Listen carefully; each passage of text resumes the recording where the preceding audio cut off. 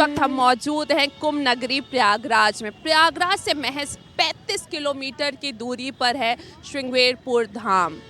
काफ़ी ज़्यादा महत्वपूर्ण स्थल है श्रृंगेरपुर धाम। लोक कथाओं के अनुसार भगवान राम माँ सीता और लक्ष्मण के साथ जब वनवास जा रहे थे तो उनको श्रृंगेरपुर धाम से गंगा पार कराया गया था और वो गंगा किसी और ने नहीं, निषाद राज ने पार कराया था। बाकी अब हम यहाँ से निकलेंगे श्रृंगेरपुर धाम के लिए और बाकी की कहानी हम आपको सुनाएंगे भी और श्रृंगेरपुर धाम हम आपको दिखाएंगे भी।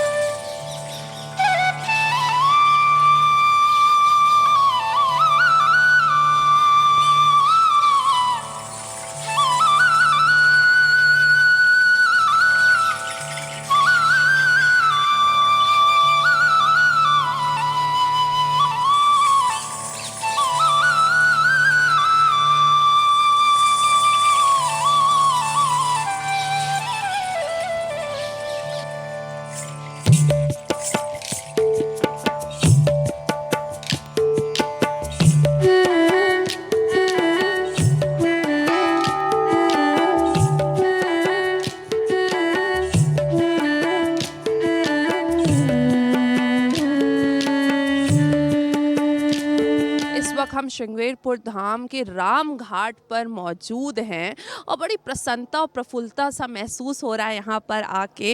और मैं अपने कैमरामैन से कहूँगी कि वो आपको दिखाएंगे कि इस घाट पर भी देखिए नवीनीकरण हो रहा है और पाथवे बन रहा है। और यहाँ के जो मुख्य मंदिर हैं वहाँ पर हैं श्रृंगी ऋषि जी का जो मंदिर है, यहाँ पर हम हैं और कुछ खास जानेंगे इस मंदिर के बारे में। हमारे साथ ये भैया, इनसे हम जानेंगे ये जो मंदिर है इसकी क्या खासियत है। मैडम, ये श्रृंगी ऋषि शांता मैया का मंदिर, जब अयोध्या और श्रृंगेरपुर का बड़ा गहरा नाता, जब अयोध्या में राजा दशरथ को पुत्र की प्राप्ति नहीं हो रही थी तो उन्होंने जब दर्पण देखा और उनको लगा कि मेरा चौथापन आ गया तो उन्होंने अपने गुरु वशिष्ठ जी को बुलाया और पूछा, हे गुरुदेव, ऐसा क्या कारण है, मुझे तो अब तपस्या करनी चाहिए, मेरा चौथापन आ गया है लेकिन राज्य चलाने वाला कोई नहीं और मैं अपनी प्रजा को छोड़कर तपस्या में लीन हो जाऊँ तो प्रजा का क्या होगा। उन्होंने फिर उनके गुरुदेव वशिष्ठ जी ने कहा, हे राजन, आप श्रृंगेरपुर में श्रृंगी ऋषि जी रहते हैं, आप उनको बुलवा करके एक यज्ञ कराएंगे और उससे आपको पुत्र की प्राप्ति होगी।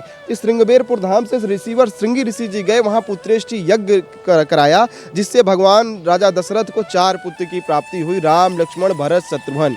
और जब 4 पुत्र हुए तो राजा खुश हुए कि ऋषिवर को कुछ देना चाहिए उपहार में, लेकिन ऋषि को धन दौलत की आवश्यकता होती नहीं है। तो उन्होंने राजा रोमपाद की पुत्री माँ शांता को गोद लिया था। तो उन्होंने कहा, बिटिया, अब तुम ही मेरी इज्जत रखो और ऋषिवर के साथ जाओ और इनकी इतनी सेवा करना कि इनको कोई दिक्कत ना होने पाए। उसी सेवा की भाव से माँ शांता मैया यहाँ पे आई। और भगवान राम का जब वनवास हुआ, जब वनवास के दौरान प्रथम वास तमसा नदी, दूसर सुरसर तीर, भगवान दूसरे श्रृंगेरपुर धाम में आए और आ करके यहाँ का राजा निषाद राज गुहा, जो भगवान राम के बचपन का मित्र, एक ही पाठशाला में दोनों लोग अध्ययन किए थे, और वो जब सुना कि राजा दशरथ के पुत्र आए हैं तो वो मित्रवत भाव के साथ दौड़ता हुआ गया और सभी साथियों के साथ फूल इत्यादि ले करके मीठा कि हम अपने मित्र को मुँह मीठा कराते हुए अपने राजमहल में ले आए। लेकिन भगवान ने कहा, नहीं राजन, रही मित्र, मेरे माता पिता के द्वारा मुझे वनवास हुआ है, मैं नगर में प्रवेश नहीं कर सकता, आप मेरी पत्नी सीता और लक्ष्मण से पूछो, अगर ये जाना चाहे तो इनको ले जाओ।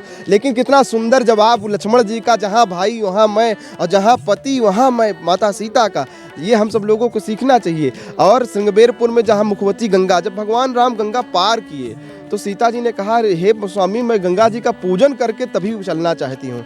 तो उन्होंने गंगा जी का पूजन किया और मनौती मांगी कि पति देवर संग कुशल बहोरी, आई करूँ मैं पूजा तोरी। हे मैया, मैं अपने पति देवर के साथ कुशल पूर्वक वनवास से वापस आऊंगी, तो बिना आपका पूजन किए अयोध्या वापस नहीं जाऊंगी। तो यहाँ गंगा जी प्रकट हुई और माँ सीता मैया को आशीर्वाद दिया। तो भगवान राम के 14 वर्ष के वनवास की सफलता का कारण भी श्रृंगबेरपुर धाम, जन्म का कारण, वनवास की सफलता का कारण श्रृंगबेरपुर धाम। और धन्यवाद देंगे अपने उत्तर प्रदेश सरकार को, माननीय कैबिनेट सरकार को, जो कि भगवान राम जहाँ जहाँ प्रभु के चरण पड़े, राम वन गमन मार्ग का आप देख सकते हैं, राम वन गमन मार्ग से पुल बन करके आप सीधा, जो कि हम लोग 25 किलोमीटर दूर जाकर चित्रकूट पहुंचते थे, अब 25 किलोमीटर और हल्का हुआ श्रृंगबेरपुर धाम को। और जाने ये देखे घाट बन रहे हैं। जानना चाहेंगे, जैसे पिछले कुछ सालों में हम कह सकते एक थम सा गया था, जो एक रौनक थी वो तो थी, बट कहीं ना कहीं लोग भूल से गए थे श्रृंगबेरपुर धाम को। पर कह सकते हैं कि जब से सरकार ने कमर कसी है और जब से महाकुंभ का जो आगाज़ हुआ है, उसको देखते हुए हम देख सकते हैं कि किस तरीके से यहाँ पे काम हो रहा है, उसको लेके क्या कहना चाहेंगे? सही कह रही हैं कि पहले लोग श्रृंगबेरपुर को भूल चुके थे। सिर्फ लोग रामायण में चौपाई पढ़ते थे कि सीता सचिव सहित दो भाई श्रृंगबेरपुर पहुंचे जाए। चौपाई खत्म, रामायण को प्रणाम किए, रामायण बंद कर दिए। लेकिन यहाँ पे राष्ट्रीय रामायण मेले का आयोजन होता है विगत 35 वर्षों से। ये जंगल था पूरा, 35 वर्षों से राष्ट्रीय रामायण मेले का आयोजन, अनेक लोगों को, मंत्री इत्यादि संत महात्माओं का आशीर्वाद लिया जाता है, धर्मार्थ कार्य किए जाते हैं, लोगों को बुला बुला के श्रृंगबेरपुर में कि कुछ हो जाए। जहाँ भगवान के चरण पड़े हैं वहाँ गली सुनी नहीं होनी चाहिए। लेकिन ऐसी सरकार जो उत्तर रिसीवर के रूप में मुखिया योगी आदित्यनाथ जी मुख्यमंत्री बन के आए, और श्रृंगबेरपुर में देख सकते हैं आप, घाट का निर्माण हुआ, पाथवे बन रहा है, जो कि आप सीधा एक 5 घटवा स्नान होता है यहाँ पे नवरात्रि की नवमी के दिन। और लोग एक ही ड्रेस में स्नान करते, 5 घाट ठंड पड़ती है, एक में आते हैं। निवेदन किया गया उनसे, उन्होंने 5 घाटों के लिए रास्ता बना दिया घाट से, और टूरिस्ट फैसिलिटी सेंटर बना दिया, लोगों को ठहरने की व्यवस्था कर दी गई। रामायण मेला आयोजन समिति की हर प्रस्तावों को उन्होंने देखिए, यहाँ के लोगों की प्रसन्नता और प्रफुल्लता देख के ही लग रहा है कि वो कितने ज़्यादा खुश हैं जिस तरीके से यहाँ पे काम हो रहा है, जिस तरीके से जो श्रृंगबेरपुर धाम की जो रौनक थी उसको जो है फिर से वो रौनक आ चुकी है और बहुत जगमगाया सा लग रहा है, बहुत रोशन सा लग रहा है। हमारे साथ आप आगे भी जुड़े रहिए और हम आपको पूरा श्रृंगबेरपुर धाम की कहानी भी सुनाएंगे और दिखाएंगे भी। कुछ ही दिनों में ऐसा हमें सुनने में आया है कि हमारे प्राइम मिनिस्टर नरेंद्र मोदी जी भी श्रृंगबेरपुर धाम आएंगे। उसको लेके क्या तैयारियां चल रही हैं, कितना ज़्यादा यहाँ के लोग खुश हैं, और अगर मंदिर की बात करें तो किस तरीके से तैयारियां यहाँ चल रही हैं? जो कि आप लोग भी देख रहे हैं, जो कि मंदिर का डेंटिंग पेंटिंग से लेके सीढ़ियों का भी काम चल रहा है, डेंट पेंट सब हो चुका है। और माता जी का मंदिर का जो भी कार्य अभी थोड़ा ये मान के चलिए आप 5% बचा हुआ, वो भी कार्य तेज़ी के साथ रात दिन लगातार काम यहाँ पर चल रहा है। रात में भी काम चलता है, ऐसा नहीं है कि केवल दिन में बंद होने के बाद रात में नहीं, रात को भी यहाँ का कार्य चल रहा है। और जितने भी हम लोग पुजारीगण हैं मंदिर में, श्री माली समाज, सब लोगों को भारी खुशी है कि मोदी जी आ रहे हैं श्रृंगबेरपुर धाम में। एक चीज़ और हम जानना चाहेंगे, क्योंकि अब तो पूरे देश से ही नहीं विदेश से भी लोग आएंगे, श्रद्धालु आएंगे, क्या उनको एक अलग तस्वीर श्रृंगबेरपुर धाम की दिखने वाली अब की बार? बहुत बहुत धन्यवाद आपको। जो है ये श्रृंगबेरपुर में मोदी सरकार जी का पूरा इलाका जो है प्रयागराज तक इनका जय जयकार मना रहा है। ऐसी सरकार कभी नहीं आएगी जैसी सरकार ये मोदी सरकार की चले। धार्मिक स्थानों पे इतना बढ़िया महत्वपूर्ण पूजन हो रहा है, और बाकायदे यहाँ श्रृंगबेरपुर धाम में इतनी सुंदर कथाएं हो रही हैं, भगवान का पूजन, और ये भगवान श्रृंगी ऋषि का स्थान तपोस्थली है। आज तक यहाँ जो है जगमगा रहा है पूरा श्रृंगबेरपुर धाम। ये मोदी सरकार की देन है ये सरकार। देखिए, आप सुन सकते हैं कि किस तरीके से लोग खुश हैं और बहुत ज़्यादा जो है सरकार का जो है वो बहुत ज़्यादा शुक्रिया कर रहे हैं। वही कहना है कि जैसे यहाँ के बसे हुए लोग हैं ये, और कहीं ना कहीं को भी लगता था कि वो जो एक जिस तरीके से श्रृंगबेरपुर धाम को उभर के आना चाहिए था, नहीं आ पाया था, पर अब वो घड़ी आ गई है, सरकार वो घड़ी ले आई है। अब बहुत ही ज़्यादा जगमगाता हुआ रोशन सा दिखाई दे रहा है श्रृंगबेरपुर धाम।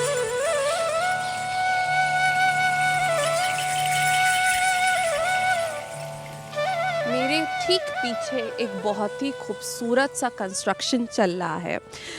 इसलिए खूबसूरत शब्द मैंने इस्तेमाल किया है क्योंकि ख़ास बात ये है, ये राम वनगमन मार्ग बनाया जा रहा है।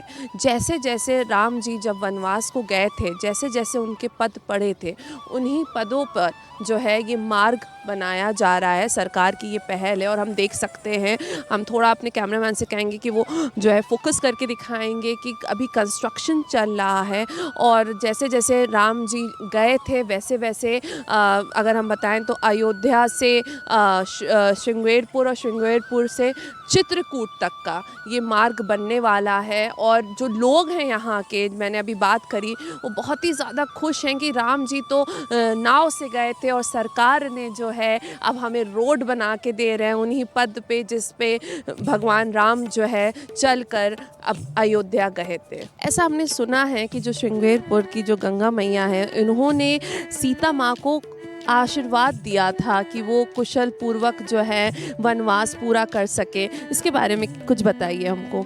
जी मैडम, यहाँ श्रृंगेरपुर की गंगा अद्भुत गंगा मैया कहा गया है। गोमुख से गंगा सागर तक गंगा जी ने कहीं बोलने का वो नहीं आया है। रामायण, हमारा रामचरितमानस ग्रंथ कहता है कि जब सीता जी गंगा पार किया, उन्होंने भगवान श्री राम जी से कहा, प्रभु मैं गंगा जी का पूजन कर लूं तब चला जाए। तो भगवान राम ने अनुमति दी।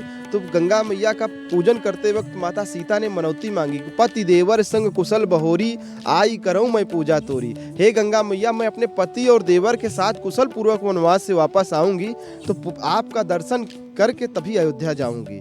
तो गंगा मैया यहाँ बोली और सीता जी को आशीर्वाद दिया कि जाओ पुत्री, तुम अपने पति देवर के साथ कुशल पूर्वक वनवास से वापस आओगी। तो भगवान राम जब 14 वर्षों का वनवास का प्रथम पड़ाव यहाँ से और शुरुआत किए, तो शुरुआत में ही गंगा जी का आशीर्वाद कि सफलता पूर्वक वापस आओगे। तो भगवान राम के 14 वर्ष के वनवास का सफलता का कारण गंगा मैया का आशीर्वाद, श्रृंगेरपुर की गंगा का आशीर्वाद।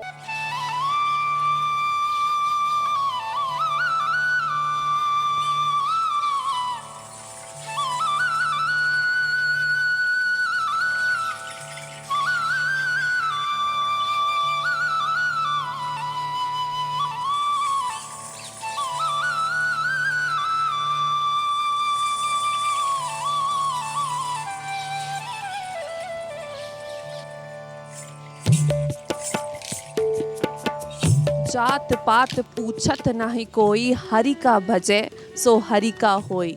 जी हाँ, और मेरे पीछे 51 फीट ऊंची ये जो मूर्ति है भगवान राम और निषाद राज की, ये परिचय दे रही है समानता का कि किस तरीके से भगवान राम ने हम सब के सामने उदाहरण दिया है समानता का, कि किस तरह उन्होंने अपने दोस्त को अपने बराबर रखा, अपने सामान्य रखा। और ये जो मेरे पीछे मूर्ति है 51 फीट ऊंची मूर्ति, ये यहाँ श्रृंगेरपुर धाम में बनाई गई है। ये इस बात का परिचय दे रही है, ये मूर्ति की खासियत है, ये इतनी ऊंची बनाई गई, इतनी बड़ी बनाई गई है कि काफ़ी दूर से भी हम इसको देख सकते थे। साथ ही में ये कांच से बनाई गई है। और मैं अपने कैमरामैन से कहूँगी कि खूबसूरत मूर्ति आपको दिखाएं कि कितनी ज़्यादा ही, यहाँ से आप देखिए कि कितनी ज़्यादा ही ये मूर्ति खूबसूरत लग रही है। और यहाँ जो हम इस पार्क में मौजूद हैं, यहाँ पे हम कुछ चीज़ें देख सकते हैं कि किस तरीके से भगवान राम जंगल में जब उन्होंने रुके थे, उन्होंने वनवास के दौरान जब वो रुके थे, जिस तरीके से वो कुटिया में रुके थे भाई लक्ष्मण और माँ सीता के साथ, उसका भी यहाँ पे मैं अपने कैमरामैन से कहूँगी कि दिखाएंगे। उसका भी एक तरीके से यहाँ पे मूर्ति लगाई गई है और कुटिया बनाई गई है। तो काफ़ी खूबसूरत पार्क दिख रहा है ये हमको। और यहाँ पे भी लगातार काम, जैसे हम कह सकते हैं महाकुंभ का जो महा तैयारी है, वो श्रृंगेरपुर धाम में भी हमें देखने को मिल रही है। जैसा कि हमने आपको शुरुआत में कहा था कि श्रृंगेरपुर धाम की कहानी हम आपको सुनाएंगे भी और बहुत ही खूबसूरत अद्भुत नज़ारे आपको दिखाएंगे भी। और ठीक मेरे पीछे आप देख सकते हैं जो मूर्ति लगी हुई है और जो नाव बनी हुई है ये उसी बात को दर्शा रहा है जब निषाद राज ने भगवान राम, माँ सीता और भाई लक्ष्मण को गंगा पार कराया था।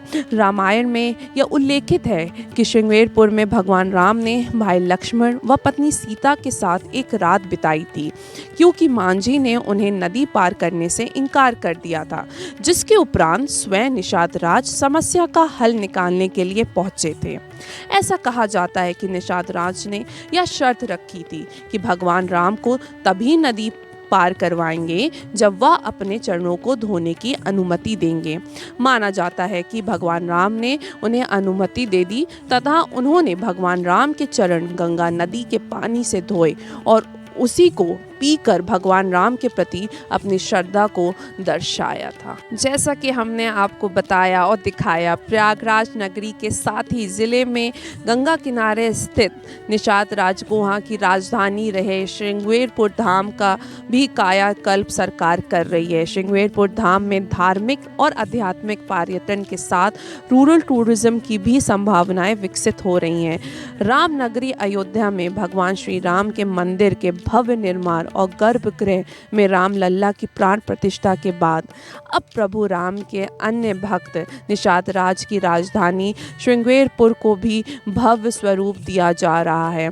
यूपी के पूर्व की सरकारों में उपेक्षित रहे प्रयागराज के श्रृंगेरपुर को मुख्यमंत्री योगी आदित्यनाथ ने नई पहचान दी है और यकीनन यहाँ पहुँचने के बाद, यहाँ का नज़ारा देखने के बाद हम कह सकते हैं, और जब हमने लोगों से बात करी, उनसे बात करने के बाद हमें ये समझ में आया कि जो रोशनी जो खो सी गई थी श्रृंगेरपुर धाम की, वो योगी सरकार ने लौटा दी है और बहुत ही खूबसूरत तस्वीरें निकल के आ रही हैं श्रृंगेरपुर धाम की। अब क्योंकि महाकुंभ की तैयारियां अपने आखिरी चरण में हैं, तो आप देख सकते हैं कि बहुत ही खूबसूरत निखर कर प्रयागराज ही नहीं श्रृंगेरपुर धाम भी आ रहा है। फिलहाल मुझे अनम फातिमा को मेरी पूरी टीम के साथ दीजिए इजाज़त।